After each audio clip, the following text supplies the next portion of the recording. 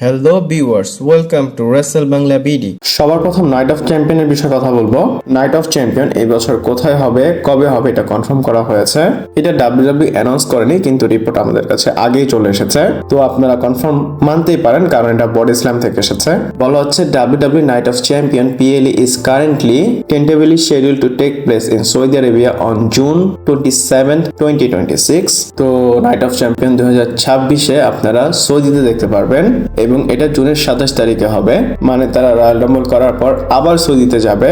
Royal Rumble হলো কিছুদিন আগে, এখন আবার তারা জুনের 27 তারিখে সৌদিতে যাবে নাইট অফ চ্যাম্পিয়ন করার জন্য। ফেব্রুয়ারিতে স্টার্ট হলো, মার্চ, এপ্রিল, মে, জুন, মানে 3 মাস পরেই তারা আবার সৌদিতে যাচ্ছে। এবং আপনাদের হয়তো মনে আছে আমি আপডেটে বলেছিলাম ডাব্লিউডাব্লিউ এই বছর 3টা PLE করবে। একটা রয়্যাল রাম্বল করে ফেললো, second already night of champion তারা করবে, আর থার্ড কোন PLE করে সেটা এখনো জানা নেই, বাট জানলে অবশ্যই আপনাদের জানাবো।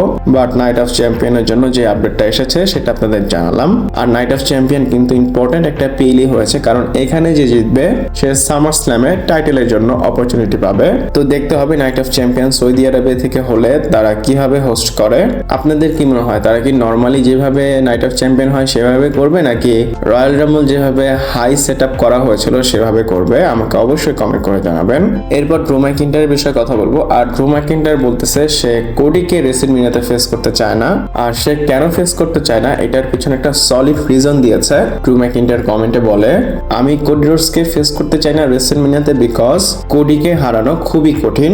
আর কঠিন কেন? কারণ তার পিছনে পলিটিক্যাল পাওয়ার আছে, মানে লোকেরা তাকে সাপোর্ট করে, ম্যাচেস কোডি রোডস নিজেই ফিক্সড করতে পারে এবং রেফারিও তাকে হেল্প করে, এমনটা ড্রু ম্যাকইন্টার বলে। আপনারা হয়তো দেখতেই পাচ্ছেন। তো কোডিকে হারানো তার জন্য এই কারণে কঠিন হয়ে যায়। তারপর বলে Cody Rhodes W W golden boy, একবার যদি ভুল করে টাইটেলটা তার কাছে চলে যায় তারপরে সেই টাইটেলটা নিতে অনেক কষ্ট হয়ে যায়। আর আমি এই টাইটেলটাকে ফ্রিডম দিয়েছি, কোডির কাছে থাকলে এটা আটকানো থাকতো, আমি এক কথায় আজাদ করে দিয়েছি আর কি টাইটেলকে।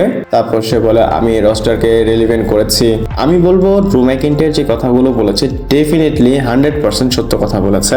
কোডি থেকে টাইটেল নিয়ে সে টাইটেলকে আজাদ করে দিয়েছে। কোডির কাছে আসলে টাইটেলটা থাকলে মানে আরো কেউ যে চ্যালেঞ্জ করবে এটা চিন্তাই করা যায় না, বাট ড্রু ম্যাকইন্টারের কাছে আছে অন্য কেউ চ্যালেঞ্জ করতে পারবে এবং ম্যাচটা আনপ্রেডিক্টেবল হবে। আর কোডির ক্ষেত্রে কিন্তু অন্যটা, সে যার সাথেই ম্যাচ করুক একদম প্রেডিক্টেবল সেই জিতবে। আর এখন যেহেতু ড্রু ম্যাকইন্টার বলেছে আমি কোডিকে ফেস করতে চাই না রেসলম্যানিয়াতে, লেটস সি ডাব্লিউডাব্লিউ কি করে রেসলম্যানিয়াতে। এই যে ওপিনিয়নটা দিয়েছে ড্রু ম্যাকইন্টার, এটাকে ডাব্লিউডাব্লিউ রেসপেক্ট করে কিনা সেটাও দেখার বিষয়। অলসো ড্রু ম্যাকইন্টার রোমান রিন্স এবং CM পাঙ্কের প্রোমোর উপর কমেন্ট করে বলে যে এরা যা বলেছে আমার কোনো সমস্যা নেই, তোমরা বলতেই পারো, কিন্তু আমার প্রবলেম হচ্ছে তোমরা টাইটেলকে ডিগ্রেড করেছো, টাইটেলকে ডিসরেসপেক্ট করতেছো, এটাই আমার কাছে রং লেগেছে। তোমরা নিজেদের ফিউডের উপর ফোকাস করো, নিজেদের টাইটেলের উপর ফোকাস করো, অন্যের টাইটেল নিয়ে কেন কথা বলো? তো ড্রু ম্যাকইন্টার বাস্টেড ওপেন রেডিওতে যেগুলো বলেছে এটার উপর আপনাদের কেমন টেক অবশ্যই আমাকে কমেন্ট করে জানাবেন। এরপর নেক্সট স্টোরি বলবো, আর সেটা হচ্ছে ডাব্লিউডাব্লিউ কিছু ট্রেডমার্ক ফাইল করেছে। আর ট্রেডমার্ক গুলো খুবই ইন্টারেস্টিং। ডাব্লিউডাব্লিউ ট্রেডমার্ক তো অনেকগুলো হয়েছে, 5টা ট্রেডমার্ক আছে যেগুলো ইন্টারেস্টিং সাউন্ড করে। আর এই 5টার মধ্যে 2টা হচ্ছে ইনরিং নেম। তো ইনরিং নেমের মধ্যে 2টা হচ্ছে, প্রথম হচ্ছে ট্রিস্টেন অ্যাঞ্জেলস এবং আরেকটা হচ্ছে ডরিয়ান ভ্যান ডুক্স। ট্রিস্টেন এঞ্জেল মোস্ট লাইকলি এটা ট্যাগ টিমের জন্য ইউজ করা হবে। আর ডরিয়ান ভ্যান ডাক্স এটা কিভাবে ইউজ করবে এটা এখনো জানা নেই, কারণ জিনতালা নামে যখন ট্রেডমার্ক ফাইল করা হয়েছিল আমি একটা অপিনিয়ন দিয়েছিলাম যে এটা হয়তো ব্লাড লাইনের মেম্বারের জন্য হবে, পরে গিয়ে একটা ফিমেল সুপারস্টারকে দেওয়া হয়েছে, বাট এটার উপর আমি কমেন্ট করবো না। এছাড়াও ডাব্লিউডাব্লিউ আরো ট্রেডমার্ক ফাইল করেছে ডাব্লিউডাব্লিউ ডমিনেশন, ডাব্লিউডাব্লিউ জেনারেশন এবং ডাব্লিউডাব্লিউ এরা স্কলার্ড। WWE domination, WWE generation, WWE এরা স্কলার্ড এগুলো হচ্ছে ডাব্লিউডাব্লিউ এর সিরিজ হতে পারে অথবা প্লে লিস্ট হতে পারে, আই ডোন্ট নো। আপনাদের কি মনে হয় আমাকে কমেন্ট করে জানাতে পারেন। এরপর ব্রক লেসনারের বিষয়ে কথা বলবো। আর ব্রক লেসনারের একটা ছবি খুবই ভাইরাল হচ্ছে, মানে তাকে স্পট করা হয়েছে। আর এই ছবিটা হয়তো আপনারা সবাই দেখেছেন, এটা অনেক বেশি ভাইরাল একটা ছবি। আপনি টুইটার, ইউটিউব অথবা ফেসবুক, ইনস্টাগ্রাম সব জায়গায় ব্রক লেসনারের এই ছবিটা দেখতে পারবেন। আর আমি যেহেতু ব্রক লেসনার গায়, মানে আমি ব্রক লেসনারকে পছন্দ করি, এটা কভার না করে পারলাম না। এই যে ছবিটা দেখতেছেন এটা একদমই রিয়েল ছবি না, এটা AI ফটো এবং খুবই স্মুথলি এই ছবিটা এডিট করা হয়েছে। ব্রক লেসনার যে দাঁড়িয়ে আছে এটা তার অন্য জায়গার ছবি, সেটা এখানে অ্যাড করা হয়েছে। আর এই যে ব্রক লেসনারের মেয়ের জামাই অথবা মেয়ে, তারা যে এখানে দাঁড়িয়ে আছে এটাও অন্য জায়গায় ছিল, তাদেরকে এনে এখানে অ্যাড করা হয়েছে। এটা পুরোটা রিয়েল ফটো না, এটা পুরোটা এডিট ফটো।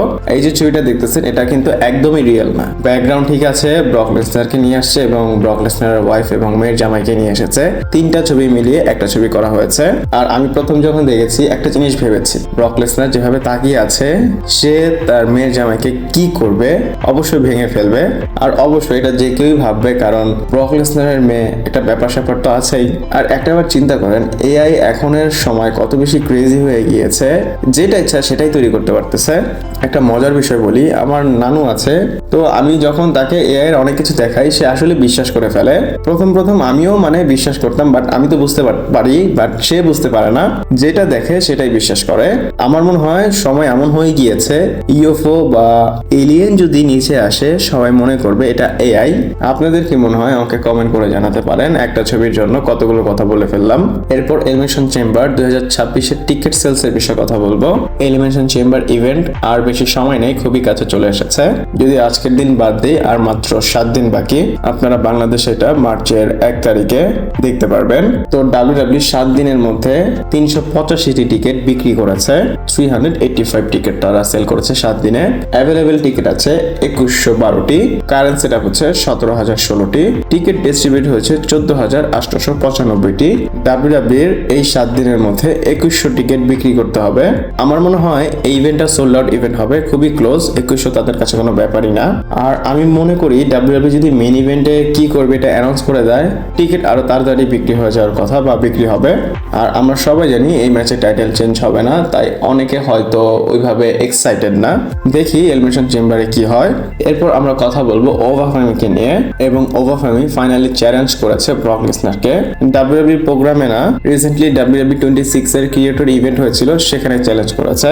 ওভাফেমিকে যখন লেসনারের বিষয়ে কোশ্চেন করা হয়েছিল, বলে he knows where to find me, বলে লেসনার জানে আমাকে কোথায় সে পাবে এবং আমি এই রস্টারের অ্যাক্টিভ পার্ট ট্যালেন্ট। বলে লেসনার যখনই রেডি থাকবে চলে আসুক, আমি লেসনারের জন্য অল টাইম রেডি আছি। এটা এক কথা একটা ওপেন চ্যালেঞ্জ। আমরা জানি ব্রক লেসনার এই মানডে নাইট রতে থাকবে, তো দেখতে হবে এখানে ব্রক লেসনার ওভাফেমিকে কনফার্ম করে কিনা। আর যদি একবার করে তাহলে অনেক ক্রেজি একটা এনভায়রনমেন্ট তৈরি হবে। আর এই রতে কিন্তু আমরা রেসলম্যানিয়ার ডাইরেকশন জানতে পারবো ব্রক লেসনারের। তো দেখি ওভাফেমি যে চ্যালেঞ্জ করেছে সেটা অ্যাকসেপ্ট করে কিনা ব্রক লেসনার। এরপর আমরা কথা বলবো ট্রাবল চিফ রোমান রেইন্স এর বিষয়। আর রোমান রেইন্স কি নতুন সুপারস্টারদের ওভার করতে চাচ্ছে না? এই কথাটা কেন বললাম, কারণ নতুন একটা আপডেট এসেছে রোমান রেইন্সকে নিয়ে। আপডেটে বলা হচ্ছে রোমান রেইন্স ডাব্লিউডাব্লিউ কে ক্লিয়ারলি বলে দিয়েছে, তোমাদের নতুন সুপারস্টারদের ওভার পুশ করার জন্য রেসপন্সিবিলিটি আমি নিব না বা আমার না।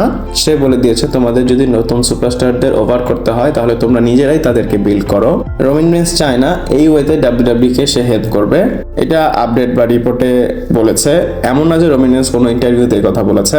বাট আমার মনে হচ্ছে রোমান রেইন্স এর যে অ্যাটিটিউড দেখে এমনটাই, মানে আমি বিশ্বাস করতেছি।